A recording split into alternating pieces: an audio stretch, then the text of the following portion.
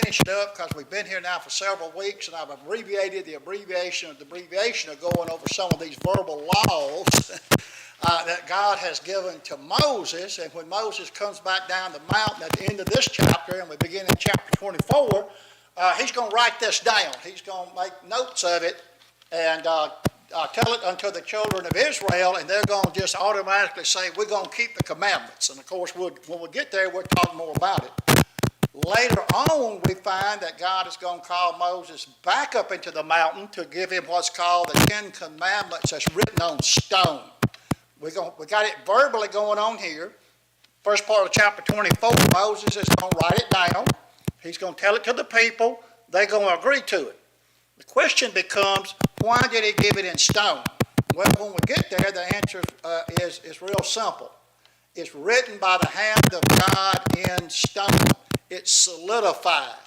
And where is it going to go? In the Ark of the Covenant. Anytime you talk about writing something down that man writes down, there's a tendency to manipulate it. And so they could go back and look at what the hand of God had written. You know, they were eyewitnesses to this, not that they were up on the mountain, but they knew Moses was up there and they could see all that was going on in the public mind that this was going to be done. But right now we're still in the oration part, and when you go back and look, it started somewhere around in Exodus chapter 20, beginning at verse 21, 22. He stood in the mountain where he went up early on here in Exodus chapter 20. And so anyway, the part that we've got now is Exodus 23, verses 10 through 13. The law and the Sabbath year. The law and the Sabbath year.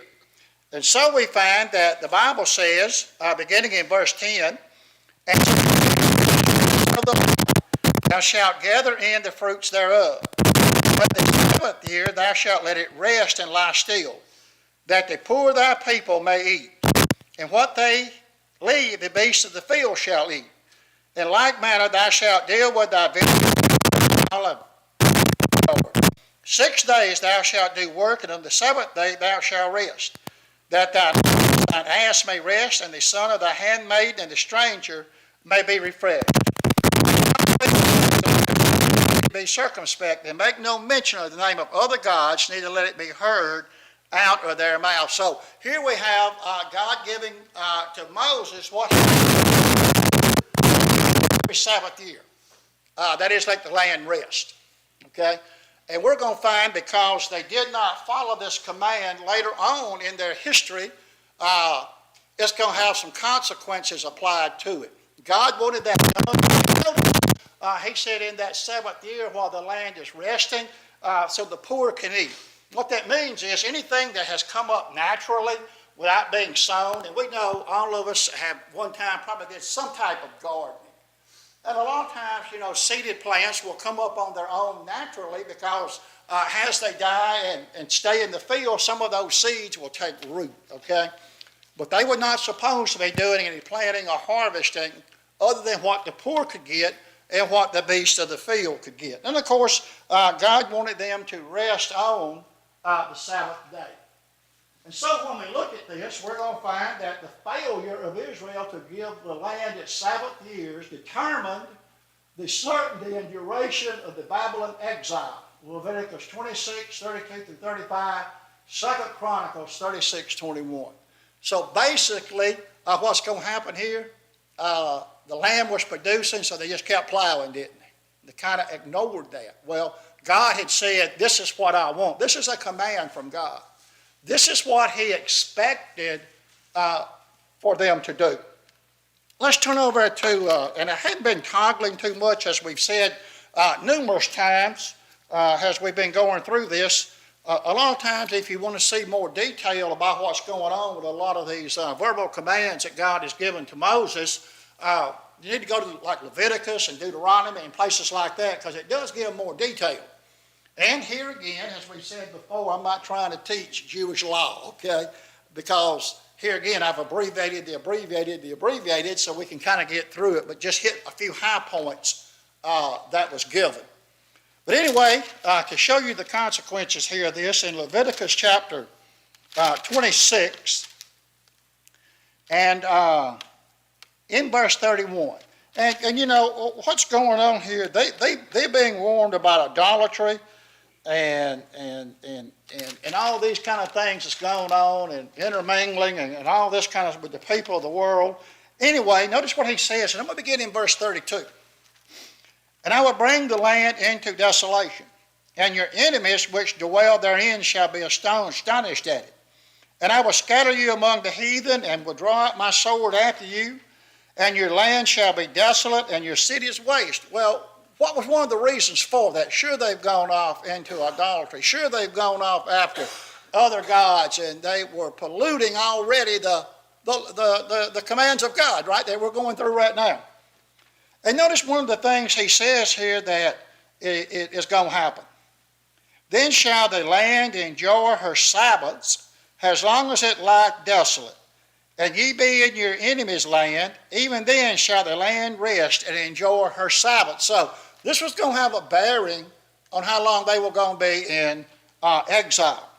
As long as it lieth desolate, verse 35, it shall rest. God wanted, the land to rest, just like he wanted that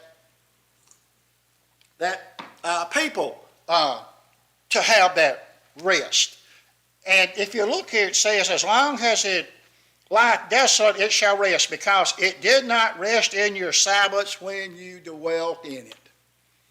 So God remembered all this, didn't he? He's warning them about, and here's a command that they were supposed to keep that they didn't keep. Okay? So we find it has dire consequences. And I won't turn to 2 Chronicles 36, verse 21. More of the same. But anyway, that's what's going on in this setting here that he's talking about. And he goes on to say here that you make no mention of the name of other gods, neither let it be heard out of thy mouth. And you know, he had kind of repeated this already, because he had already told the people basically what the Ten Commandments that God had given verbally said, and they had agreed to it. But here again, he illustrates this fact. You know, there seems to be a tie-in with going after false gods and not letting the land rest and all like that. And you can kind of see that. You know, a lot of times when one command is disobeyed, it kind of follows suit that it becomes easier, if you will, to disobey another command. And it just kind of snowballs going downhill. And a lot of times as people, the reason that happens is because maybe we don't see the consequences right then. Were they going to see the consequences of that right then? No. But what happens down through the generations? Eventually what happens? The consequences come to fruition. And I'm afraid, and I'm going to just say this as a side note, I'm afraid what we're seeing here is the consequences of things and events that transpired shortly after World War II, when certain things were put in order. You can just about plot it on a map if you go back and study history, the decline in the culture, our culture, and other cultures in Europe, if you'll look at it, because of things that were set in motion by that generation. Now, did they suffer the consequences of it? I'm just using this as a side note. No. Are we suffering the consequences of it? We're starting to, aren't we? And so you can see how these things take effect. And a lot of times there was good intentions behind that. It was good intentions to say, hey, you know, been through 2 world wars, World War I, World War II. Everybody was sick of war. The world was sick of war, just sick of it. So maybe we can sit down at a peace table and discuss all our differences and work it out without law. Sounds good, don't it? I mean, I don't disagree with that. But the ramifications of it and the reality of it has been what? Don't necessarily work, does it? And this is what you got going on here, even with this.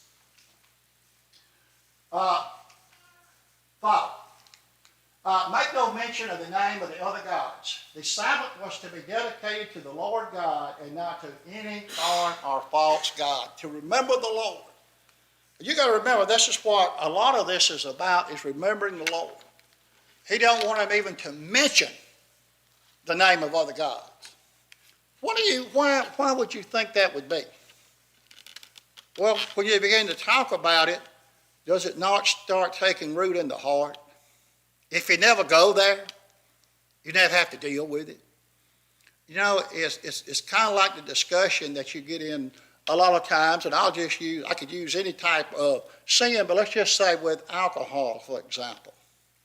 You can get into all the rhetoric about the pros and cons and the genes which don't exist and all this kind of stuff, back and forth, but here's the bare bone fact.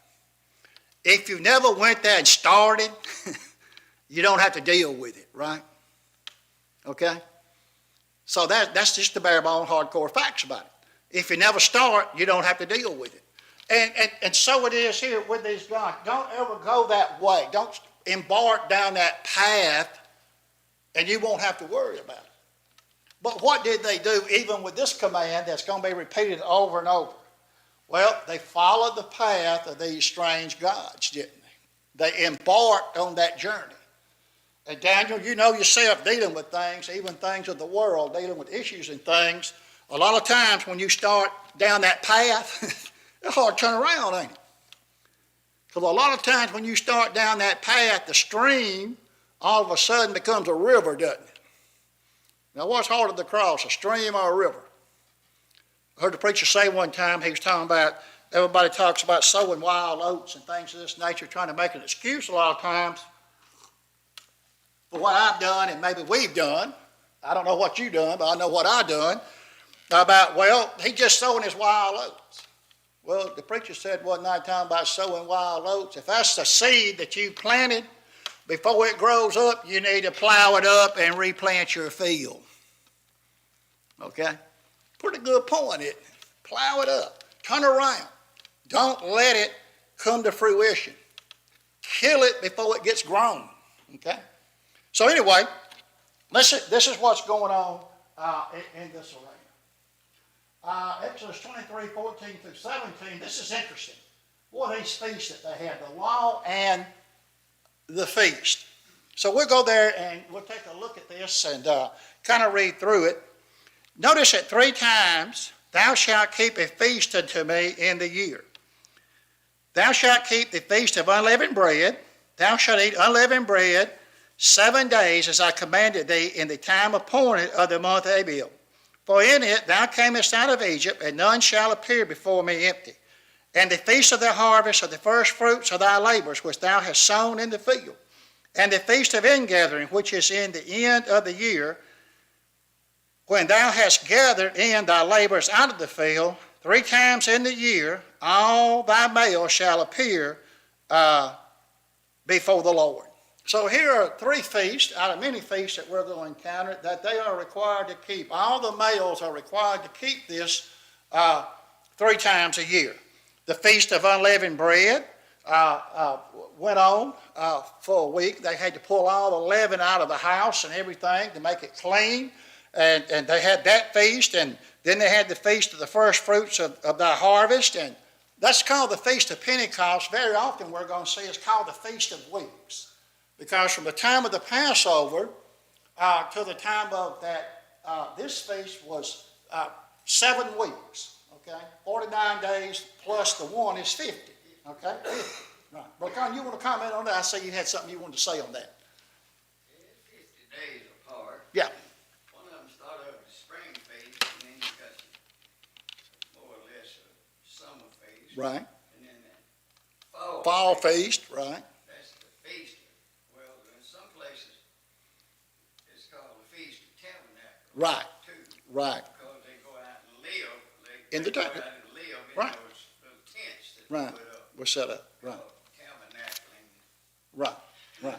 And what you're going to find, even within these feasts, is a study within a study, okay? And here again, I don't want to get too far into that because we spent a lot of time in this already. But anyway, so we find keeping these feasts. 3 times you shall keep a feast to me in the year. God commanded that 3 times a year all men in Israel had to come together to keep the most important feast. These included unleavened bread connected to the Passover, first fruits, and ingathering, or Pentecost. Now these first fruits had to do with that time that Brother Con's talking about, of those 7 weeks or 49 days in between the Passover and the Pentecost.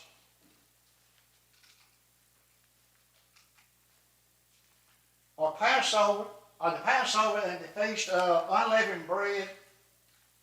Go back on it. I'm hitting my clicker wrong somehow. Or Passover and the Feast of Unleavened Bread, the same thing. Although many think they are described in two separate feasts in the Bible. The Feast of Unleavened Bread follows right after the Passover, though the two events kind of overlap. And this is where it kind of gets real interesting and why I don't want to get too far into it. One follows the other, okay? And maybe this will explain it a little bit better when we get over here. The meal for the Passover is called Seder. Is admitted to nourish those who partake, but to serve as a memorial to what God did for his people in the Exodus from Egypt. It is to be eaten on the 14th day of the month of Nisan at twilight. It is important to note here that the days on the Hebrew calendar start at twilight the night before. When you go back and look at that, sometimes when you're reading things that Paul wrote in the New Testament, you have to stop and think about, is they writing in Jewish time or are they writing in Roman time? So, the Feast of Unleavened Bread is to start the day after, on the 15th day of Nisan. The same month as the Passover at twilight. This is a 7-day feast, and the first and last days are the Sabbath. These Sabbaths differ from the weekly Sabbath, Saturday, and may occur on any day of the week. Which day of the week they are on changes from year to year, but no matter what the day occur on, the same rule applies as for the weekly Sabbath, rest and keeping the day fully. So you had that intertwined here within this. What is the origin of Pentecost? And of course, Brother Kahn alluded to it. He gave a really good brief overview to it. Pentecost was a celebration of the beginning of the early weeks of harvest. Okay? In Palestine, there were 2 harvests each year. The early harvest came during the month of May and June. The final harvest came in the fall, as Brother Kahn alluded to. Pentecost was a celebration of the beginning of the early wheat harvest, which meant that Pentecost always fell sometimes during the middle of the month of May or sometimes in very early June. Okay? And then there were several festivals involved, celebrations or observances that took place before Pentecost. There was the Passover, there was the unleavened bread that we just talked about, the Feast of First Fruits, which we're talking about now. The Feast of First Fruits was a celebration of the beginning of the barley harvest. Here's the way you figured out the date of Pentecost. According to the Old Testament, you would go to the day of the calendar of first fruits, and beginning with that day, you would count 50 days. The 50th day would be the day of Pentecost. So first fruits is the beginning of the barley harvest. The Pentecost is the celebration of the beginning of the wheat harvest. Since it was always 50 days after first fruits, and since 50 days equals 7 weeks, it always came week of weeks. And sometimes you'll see that noted in the Bible. They'll call it weeks of weeks. Okay? Therefore, they either called it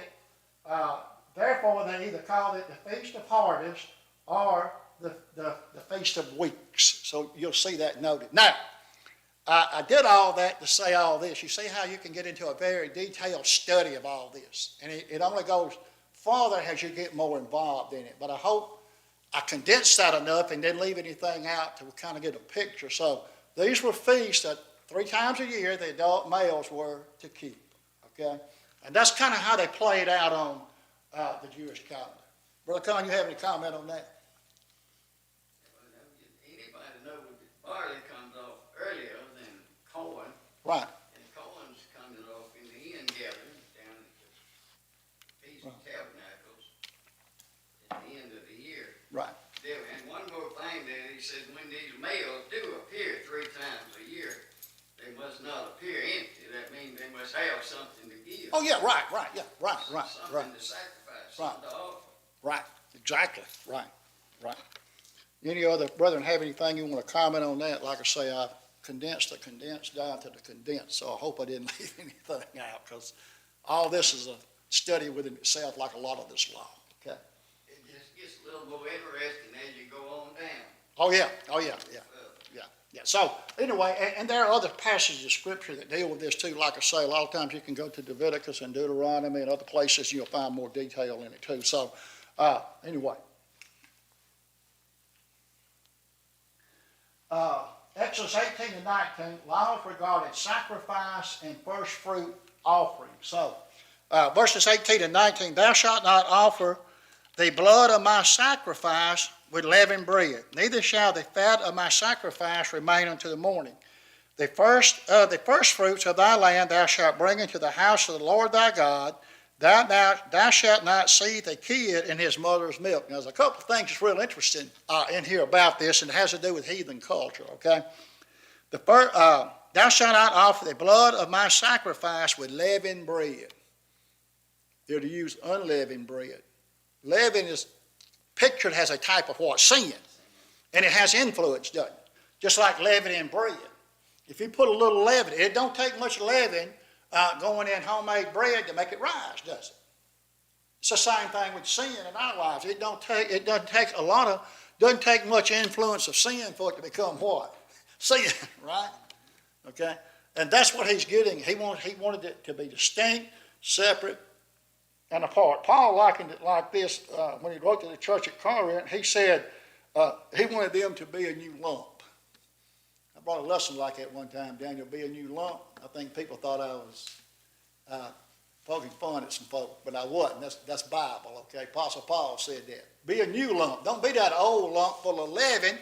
Be that new lump filled with the bread, not leaven, okay? So anyway. Since leaven was a symbol of sin and corruption, atoning blood could never be offered with leavened bread. It means that individual Israelites were not to kill the Passover lamb while leaven was still in their houses, okay? And I think we just briefly touched on that.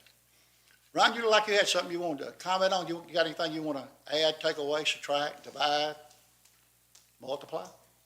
Okay. Okay.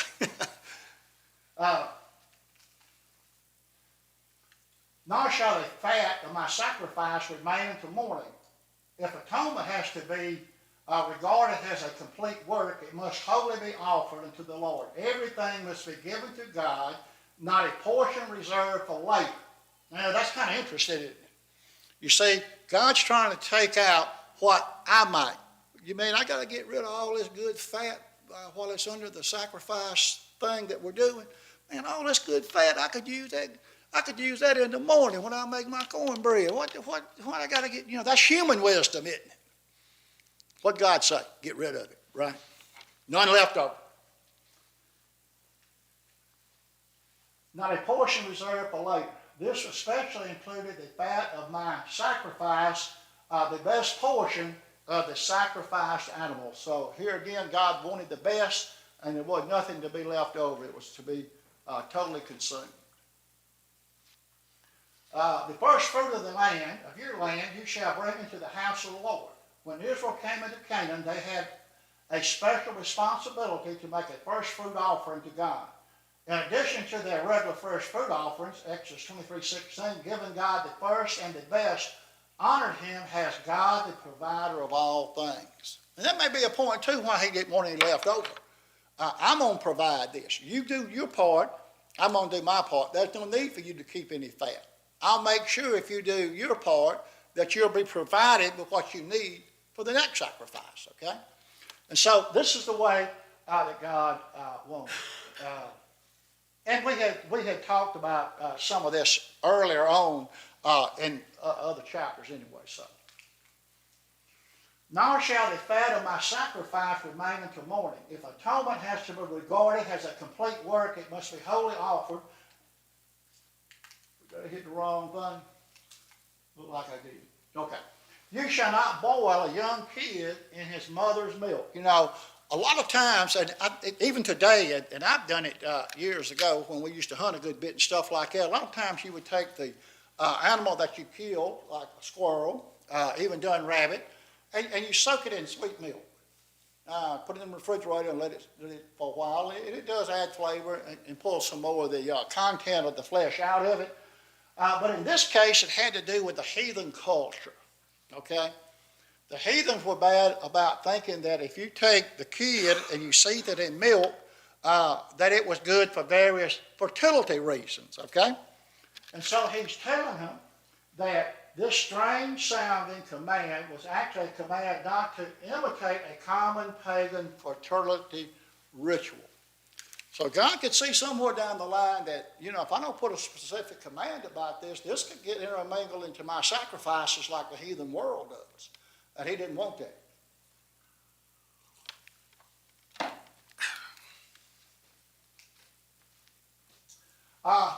Exodus 23, 20 through 33, I'm just going to kind of put that together as a lump, and I may get through a little early because I do want to get through with this. You can see how detailed it is.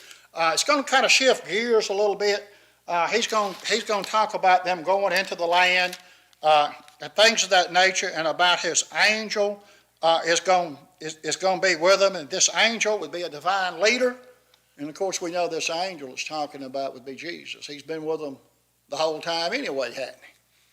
So anyway, we're going to kind of do it like this. Exodus 23, 20 through 33, we'll kind of read through it, and then we'll go back and look and see what we can glean out of it, okay? Hit the button again. Okay.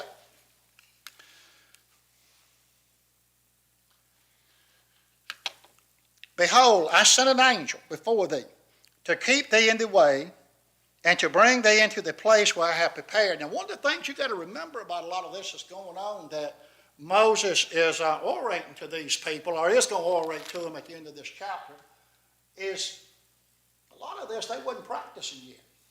Where were they? Sinai. They were camped out there in the wilderness of Sinai, wasn't they? At the base of Mount Sinai. So, a lot of times when they were hearing this, you have to ask yourself a question: did they really understand and get the ramifications of when they said, "We will do it"?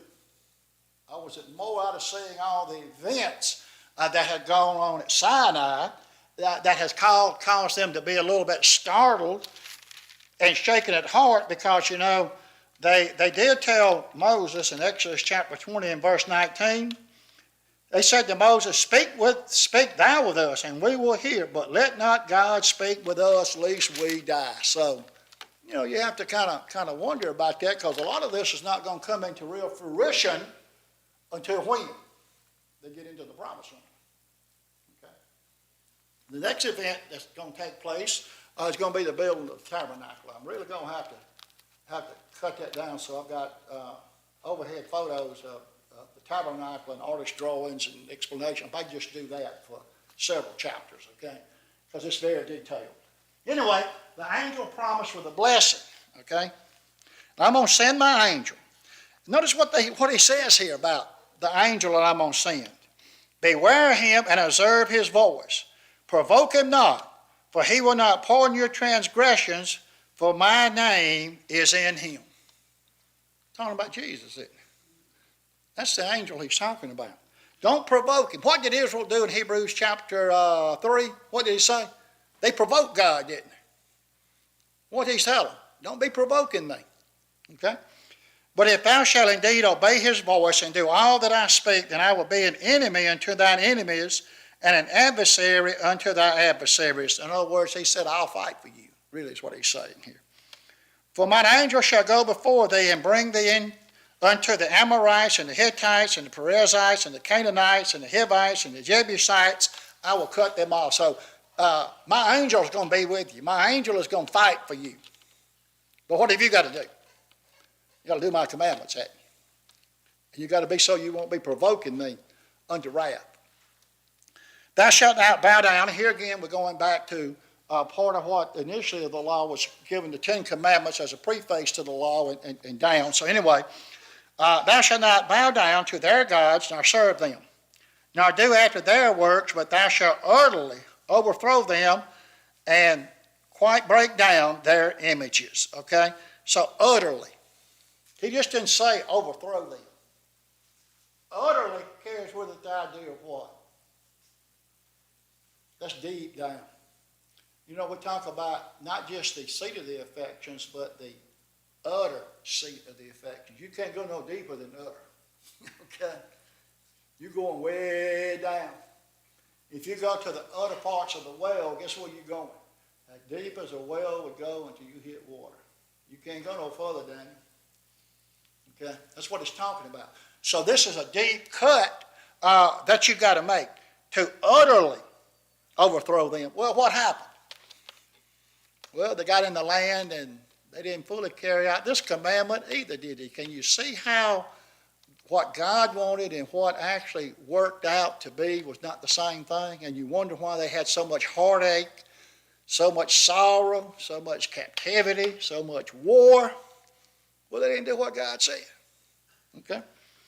And you shall serve the Lord your God, and he shall bless thy bread, he shall bless thy water, and I will take sickness away from the midst of thee. So, their health was promised. And we know what this means. This is a generalized statement of God taking care of them and keeping them healthy. And when you get into the laws and ordinances of their diet, what we find today is it did create a healthy people, didn't it? Of the things they could eat and could not eat, that divided the hoof, that did not divide the hoof, that had scales, that did not have, so on and so forth. There against the study within itself. Okay, Jeff? Huh? Oh, yeah, they had that. They did, from Egypt, didn't. And of course, we had talked about when they got out there, that, God had fed them, quail and bread from heaven. But when they got over to that pool of water there on the coast of Sinai, on the coast of Sinai Peninsula, and it was full of minerals and content and things, and it purged the body. It made them healthy, didn't it? It done those things. So they'd already actually seen some of this, okay? Well, even when they were in slavery in Egypt. Well, that's true. They had the best of the land, didn't they? They had the best of the land. Very good. Healthy. True. They multiplied, as the next verse says, no miscarriages of sickness, Sure. no barren. Yeah. How did they multiply so quick? Yeah, they did. That's true. Very good. Yeah.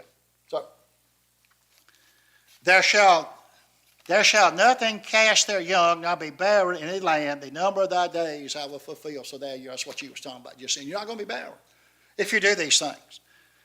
And notice what he says here. I will send my fear before thee, and will destroy all the people to whom thou shalt come, and I will make them thine enemy, and turn their backs on. And I will make all thine enemies turn their backs unto thee. Well, if you turn your back into somebody, that signifies you're running away, don't it? Okay. And we remember when the spies went in to spy out the land, and they came to Jericho, what were they told by Rahab? We have heard of you coming in. They'd already heard about these conquests as they was marching toward the promised land. They'd already heard about the power of these people, and what fascinated them, there was no king standing in front of them leading them. That's kind of amazing. That didn't come until centuries later when they decided they had to be like everybody else, okay? Everybody else burnt the house down. I want my house burnt down too.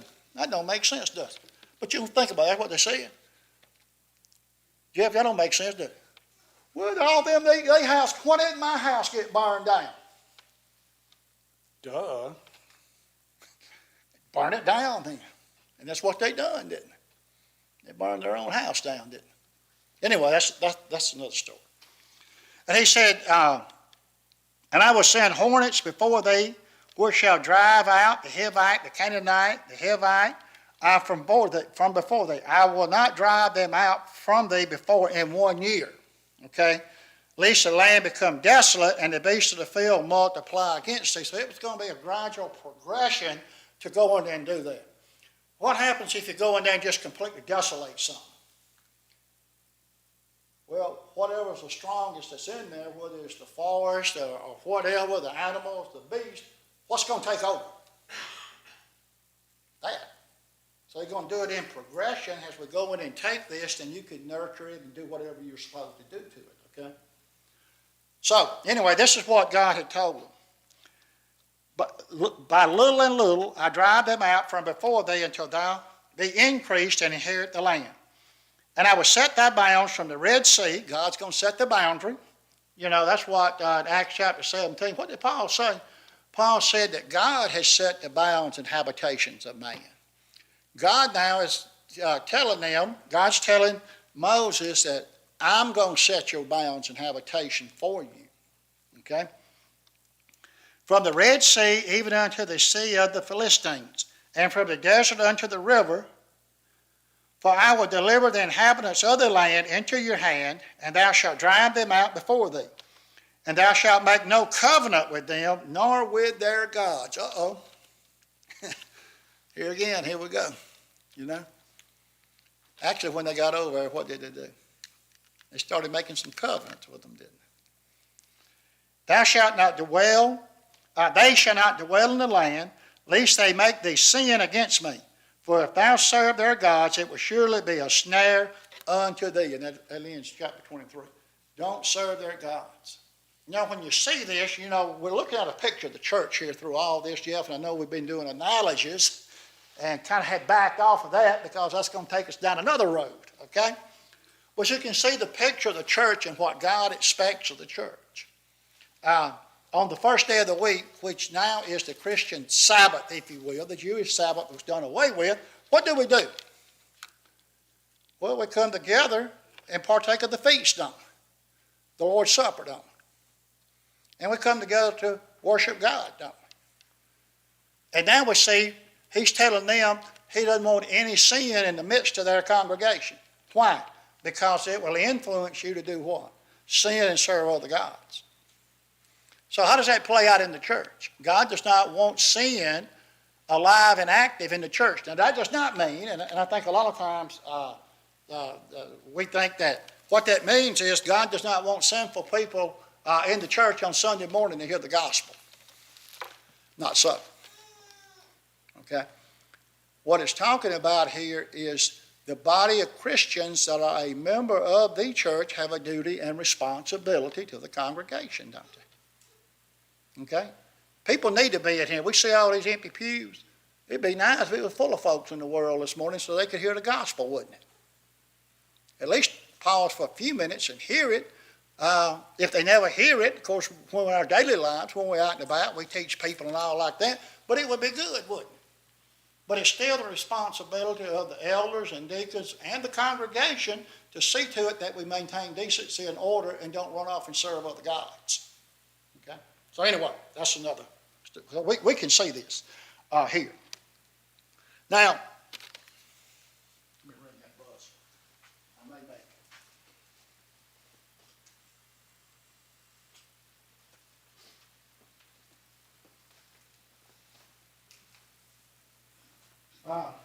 We only know a few angels by name, and in a sense, Michael and Gabriel each have the name of God in their names because you see the EL. But neither Michael nor Gabriel commanded this kind of obedience. From Israel are presumed to sit in judgment over them, which is the specific angel of the Lord, Jesus appearing in the Old Testament before his incarnation in Bethlehem, who often speaks directly, who often is spoken of directly as the Lord, and we talked about that. And so we read through verses 24 through 35, and let me back up. For I will deliver the inhabitants of the land into your hand, and you shall drive them out before you. You shall make no covenant with them, nor with their gods. They shall not dwell in your land, lest they make you sin against me. For if you serve their gods, it will surely be a snare unto you. Then, you know, we have kind of warned over and over in the New Testament about that, being cautious about getting caught in a snare. You know, the devil is a wily character, isn't he? And he's laid many traps out there, hasn't he? And we know what a snare is very often, and especially this period of time. The hunters a lot of times would set traps, wouldn't they? Where they were made out of vine and a noose that had a tree limb bent over, and when the animal stepped through the noose, it tripped and it caught the animal, right? A lot of times it was camouflage, so the animal couldn't recognize it. Maybe not only was it camouflage, but whatever the trap was, put a little food in there, right? You know, and that's the way the devil is, okay? Sometimes he'll throw something out there to feed our appetite, won't he? To see if we'll step in that trap. Oh, it looks so good. And all of a sudden, he's got us at it. And so this ends chapter 23. Any of you brethren have any comments on that? I know we blowed through it kind of quick, but we got to get over Now, one of the things you're going to see, as I said, and I'm just going to briefly go over into verse chapter 24. Moses now has come down the mountain, and Moses came and told the people all the words of the Lord and all the judgment, and all the people answered and said, all the words which the Lord has said, we will do. You know? And so you have to ask yourself that question. How much of that was they had taken it to heart and really understood it, and how much of it was they were glad that Moses had spoke it to them and not spoke to them like God had spoke to them. Okay? And Moses wrote all the words of the Lord. So Moses wrote this down. And here again, the writing in stone of the Ten Commandments, it's not going to come till later. Okay, when Moses goes back up into the mountain. Okay? So that's what we're going to get into. And one of the things you're going to find real interesting, and I did, if you go there and read this before next week's study, who is God tell Moses to take with him up into the mountain? I want you to bring Nadab, Abihu, Joshua, the 70 elders, Aaron, and Hur. And we don't stop and think about that. Now, were they allowed to go into the cloud at the top of the mountain? No. Were they allowed to see, Daniel, I think your translation said the street of sapphire. Were they allowed to see where the presence of God had been or where the presence of God was, but they never saw God? Yeah. So when you get over in Leviticus and you begin to talk about Nadab and Abihu not having any excuse, just stop and think about it. They had seen some of this. And they did it anyway. So much for walking by sight, right? And we'll stop right there and we'll pick up there next week in chapter 24.